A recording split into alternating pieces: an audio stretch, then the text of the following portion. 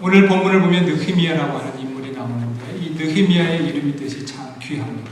하나님께서 위로하신다 그런 뜻을 가지고 있습니다. 우리가 세상을 살아가다 보면 원치 않는 많은 아픔이 우리에게 어느 순간 다가와 있기도 합니다. 그때 하늘의 위로와 하나님 위로 안에서 우리가 살아가는 큰 은총이 있었으면 좋겠습니다. 그러므로 한 주간도 하나님 내 삶에 느헤미야의 축복을 주십시오. 하나님의 위로가 있는 삶을 살게 해주십시오. 그리고 이 느헤미야의 이름의 그 은혜로 한 주간 살아가시기를 주님의 이름으로 축복합니다. 오늘 본문 10절을 보면 이 느헤미야는 흥왕하게 하는 사람이라고 하는 그런 호평을 듣게 되어집니다. 우리가 세상을 살아가다 보면 이렇게 아프게 하고 망하게 하는 사람들이 있어요. 그러나 오늘 본문의 이 느헤미야는 흥하게 하는 사람입니다. 형편이 더 좋게 하는 사람입니다. 저와 여러분들도 이 느헤미야처럼 무엇인가를 흥하게 하고 무엇인가를 더 좋게 만들어가는 그런 은혜를 살아가는 그런 쓰임이 있기를 진심으로 소망합니다. 그러면 어떻게 해야 우리도 형편을 더 좋게 하고 흥하게 하는 사람으로 우리의 인생을 엮어갈 수 있겠습니까? 느헤미야를 통해서 우리가 배울 수 있는 첫 번째 비결은 기도하는 것입니다. 특별히 기도를 멈추지 않고 꾸준히 하는 것입니다.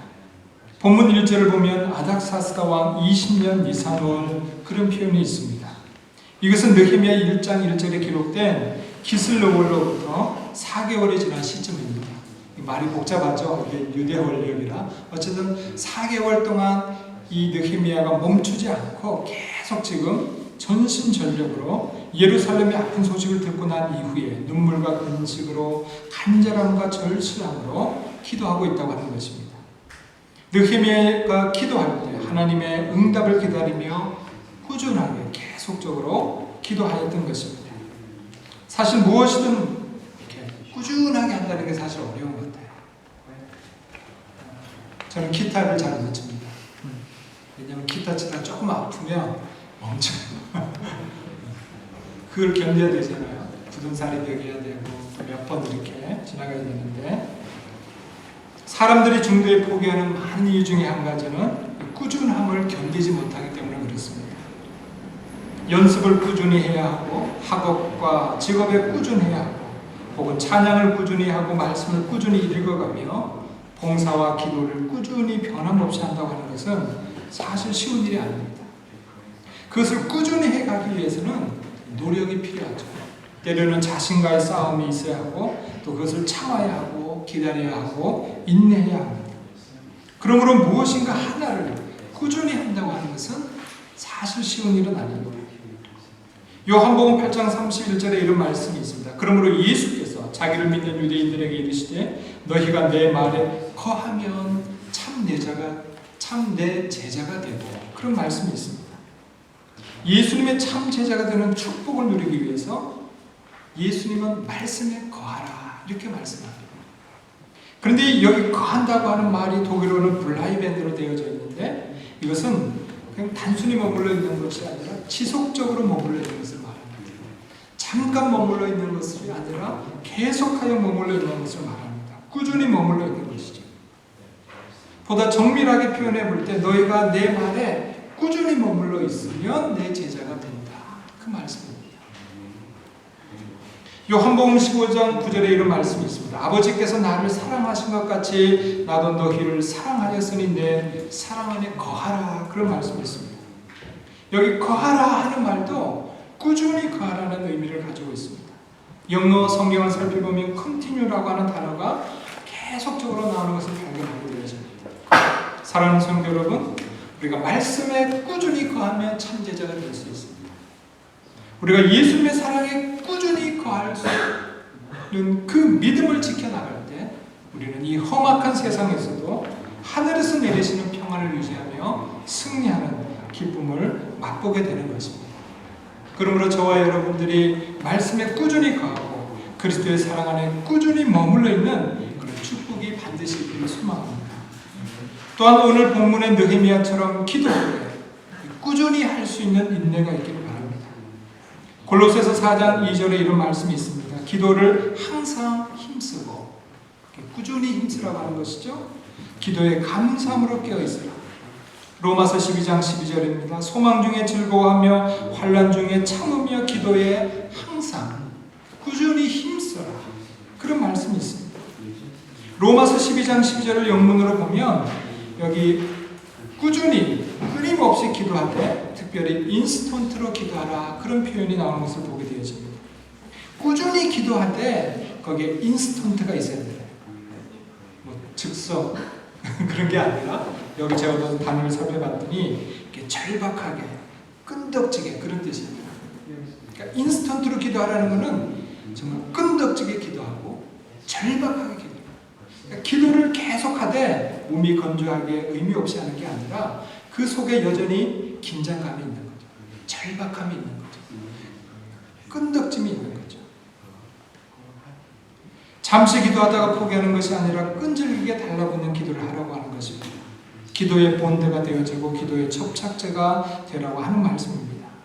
사랑하는 성도 여러분, 기도는 주님과 성도가 함께 나누는 개개인의 특별한 핸드폰이라고 생각해 봅니다.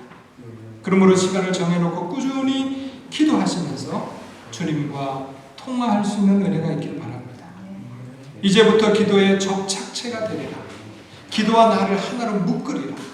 그런 생각으로 이 한 주간 무슨 일을 만나든지 기도하고 기도 안에서 포기하지 아니하며 기도의 용사로 일어나 살아갈 수 있는 귀한 축복이 있기를 주님의 이름으로 축원합니다. 그러니까 기도하는 사람이 응답받잖아요. 응답받고 싶으면 반드시 기도해야 되는 거죠. 시편 34편 4절입니다. 내가 여호와께 구하며 내게 응답하시고 내가 여호와께 구하였더니 하나님 내게 응답하셨다. 내 모든 두려움에서 나를 건지셨도다. 아멘.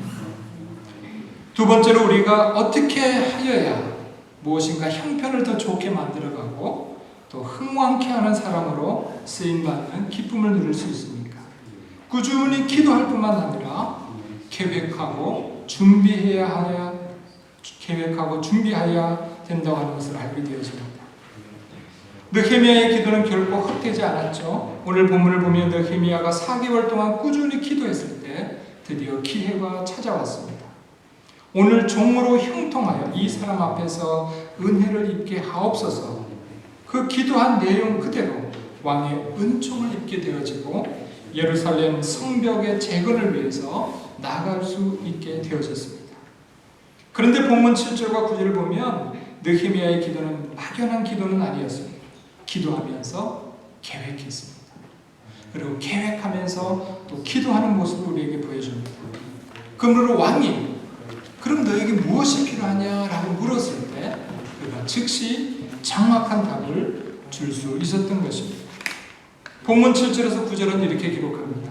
내가 또 왕에게 아뢰되어 왕이 만일 좋게 여기시거든 강 서쪽 총독들에게 내리시는 조서를 내게 주사 그들이 나를 용납하여 유다에 들어가기까지 통과하게 하시고 또 왕의 살림감독 아삽에게 조서를 내리사 그가 성전에 속한 영문의 문과 성곽과 내가 들어갈 집을 위하여 들보로 쓸 제목을 내게 주게 하옵소서 하며 내 하나님의 선한 손이 나를 도우심으로 왕이 허락하고 군대 장관과 마병을 보내어 나와 함께하게 하시기로 내가 강 서쪽에 있는 총독들에게 이르러 왕의 조서를 전하였더라.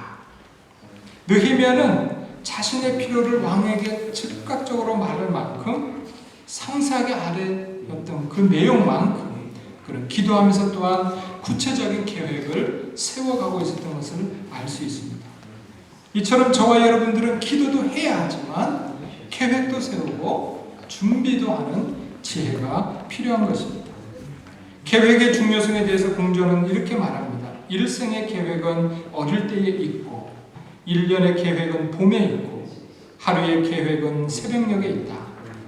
어려서 배우지 않으면 늙어서 아는 바가 없고 봄에 갈지 않으면 가을에 바랄 것이 없고 새벽녘에 일어나지 않으면 그날 할 일이 없다. 계획은 이처럼 중요한 것입니다. 그러나 그리스도를 본받아 저자였던 토마스 아켄페스는 이런 말을 합니다. 인간이 계획하고 하나님께서 처리하신다. 잠언 16장 9절은 말씀합니다. 사람이 마음으로 자기의 길을 계획할지라도 그 걸음을 인도하시는 자는 여호와시니라. 그러므로 그리스도인은 계획만 하면 안 되죠. 기도해야 되죠. 또 기도만 하면 안 되는 거예요. 계획을 세워가야 돼요. 계획하면서 기도하고 기도하면서 계획하는 것이 그리스도인인 것입니다. 아무리 많은 계획을 내가 세울지라도 이루시는 것은 하나님이시기 때문에 하나님의 전능하신 손이 내 계획 안에 임하셔서 그 계획이 내 생애 가운데 펼쳐져 갈 수 있도록 계획만 하는 것이 아니라 기도하고 기도하면서 또 계획하는 것입니다. 그러므로 느헤미야처럼 기도하면서 계획할 수 있는 우리가 되기를 원합니다. 계획하면서 주님께 기도할 수 있는 저와 여러분들이 되기를 주님의 이름으로 축원합니다. 우리가 어떻게 하여야 흥하게 하는 사람으로 우리의 생애를 살아갈 수 있습니까? 먼저 본문은 꾸준히 기도하라고 말씀합니다. 기도할 뿐만 아니라 이루어주시는 하나님께 구체적인 계획을 세워나가며 기도하라고 합니다. 그리고 마지막으로 역경을 극복해야 된다고 오늘 본문은 말씀합니다. 왕의 조수를 받고 하나님의 선한 손이 나를 도우셔서 느헤미야는 모든 일이 잘 풀려갈 줄 알았습니다. 그러나 본문 9절과 10절은 이렇게 기록합니다. 군대 장관과 마병을 보내어 나와 함께하게 하시기로 내가 강 서편에 있는 총독들에게 이르러 왕의 조서를 전하였더니 호론 사람 산발락과 종되었던 암몬 사람 도비야가 이스라엘 자손을 흥왕케 하려는 사람이 왔다 함을 듣고 심히 근심하더라. 느헤미야가 예루살렘 성벽을 재건하기 위한 위대한 비전을 가지고 왔을 때 모든 사람이 환영한 것은 아니라고 하는 것입니다. 그것은 좋은 계획, 하나님께 영광이 되는 계획이었음에도 불구하고 사마리아 지역의 총독이었던 산발락과 그의 신하인 도비야는 느헤미야의 앞길을 방해하기 위하여 치밀하게 작전을 펼쳐가는 것을 보게 되어집니다. 이것이 우리의 인생인 것입니다. 특별히 우리가 하나님의 일을 하려고 하면 사단의 공격이 있을 수 있고 반대자를 만날 수 있고 역경도 만날 수 있습니다. 그때 우리는 하나님의 말씀을 붙잡을 수 있는 믿음이 있어야 하고 그것을 이겨나가는 용기가 반드시 필요합니다. 디모데후서 3장 12절과 14절입니다. 무릇 그리스도 예수 안에서 경건하게 살고자 하는 자는 핍박을 받으리라. 악한 사람들과 속이는 자들은 더욱 악하여져서 속이기도 하고 속기도 하나니 그러나 너는 내게 배우고 확신한 일에 거하라. 거하라는 것도 마찬가지죠. 잠시 있는 게 아니라 지속적으로 거기에 머물러 있어야 된다고 하는 것입니다. 본문 18절을 읽지는 않았지만 18절을 보면 느헤미야의 말에 백성들이 움직이기 시작합니다. 모두 힘을 내어서 함께 성벽 건축에 참여하게 되어집니다. 그러나 문제가 발생했습니다. 본문 19절은 이렇게 기록합니다. 호론 사람 산발락과 종이 되었던 암몬 사람 도비야와 아라비아 사람 게셈이 이 말을 듣고 우리를 업신여기고 비웃어 이르되 너희의 하는 일이 무엇이냐? 너희가 왕을 배반하고자 하느냐? 좋은 일을 나쁜 일로 만드는 악함이 들어오는 것을 보게 되어집니다. 이때 느헤미야는 그들의 조롱과 협박에 이렇게 대응합니다. 본문 20절입니다. 내가 그들에게 대답하여 이르되 하늘의 하나님이 우리를 형통하게 하시니 그의 종들인 우리가 일어나 건축하려니와 오직 너희에게는 예루살렘에서 아무 기업도 없고 권리도 없고 기업되는 바도 없다 하였느니라. 아멘. 하나님의 일을 하려고 할 때 조롱이 들어오고 위협이 다가왔습니다. 그때 느헤미야는 분명한 신앙 고백을 합니다. 하나님께서 우리를 형통하게 하실 것이다. 우리는 그러므로 이길 수 있다. 분명한 승리를 확신하며 신앙을 고백하며 나아갔던 것입니다. 우리도 주님의 일을 하다 보면 크고 작은 일에서 때로는 따돌림이 있을 수 있고 무시가 있을 수도 있고 억울한 일을 만날 수도 있습니다. 위협이 있을 수도 있죠. 그때 우리가 해야 될 분명한 일이 있습니다. 그것은 문제보다 그 문제 위에서 역사하시는 하나님을 볼 줄 아는 해안이 필요한 것입니다. 믿음이 필요한 것입니다. 현실보다 주님의 약속을 붙잡을 수 있는 은혜가 필요한 것입니다. 그래서 여호수아와 칼렙처럼 우리는 외치며 나아가야 합니다. 오직 여호와를 거역하지 말라. 또 그 땅 백성을 두려워하지 말라. 그들은 우리 밥이라. 그들의 보호자는 그들에게서 떠났고 여호와는 우리와 함께 계시느니라.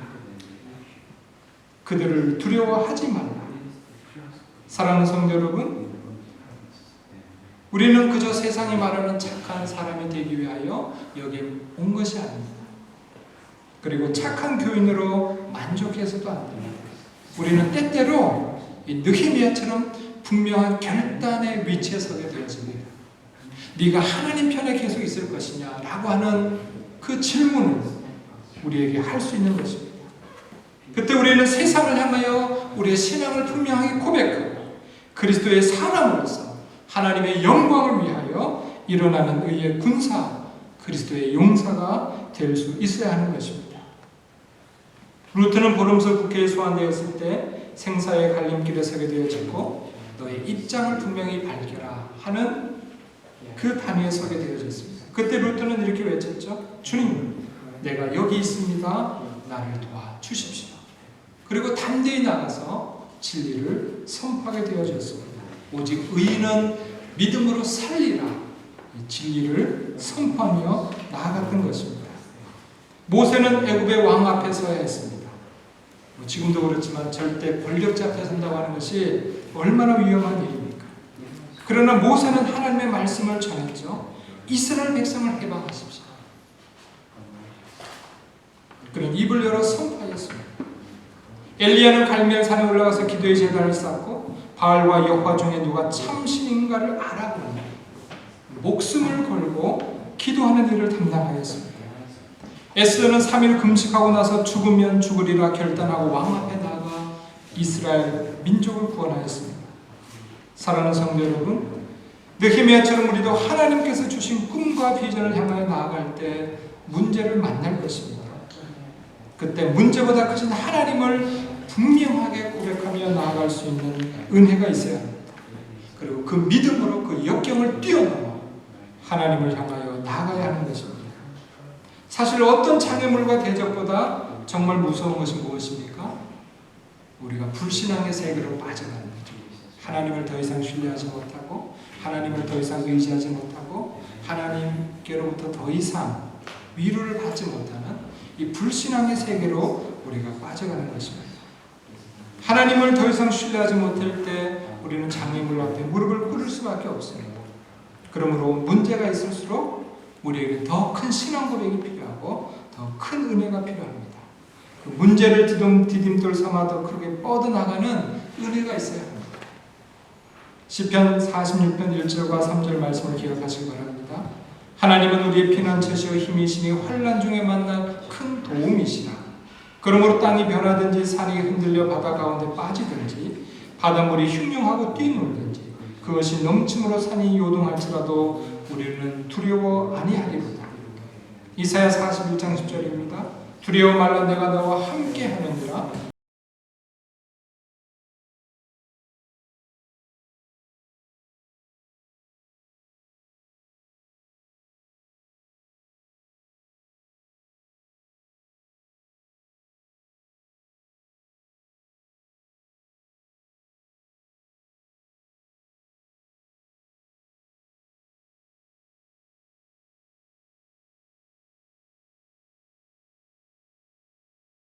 하나님을 바라보면서 이 한 주간도 은혜로 살아갈 수 있는 그 축복이 있기를 주님의 이름으로 축원합니다. 기도하겠습니다. 하나님 아버지 감사합니다. 오늘도 예배에 참여하게 하시고 말씀을 주시니 감사합니다. 이 말씀을 따라 살게 하여 주시옵소서. 느헤미야처럼 하늘의 하나님께 기도하게 하시되 꾸준히 기도하게 하시옵소서. 구체적인 계획도 세우게 하시고 계획을 이루기 위한 실천을 하다가 역경을 만나면 크신 하나님을 바라보게 하시고 더욱 신뢰하며 나아가게 하여 주시옵소서. 그리하여 우리의 삶도 흥하게 하는 사람으로 하나님 구속사에 쓰임받는 인물들로 살아가는 기쁨 있게 하옵소서. 예수 그리스도의 푸르고 푸른 계절이 오기까지 유럽과 세계를 향하여 전도하는 성령 충만한 성도와 그리고 교회가 되게 하여 주시기를 원합니다. 우리의 구주가 되시는 예수님의 이름으로 기도하옵나이다.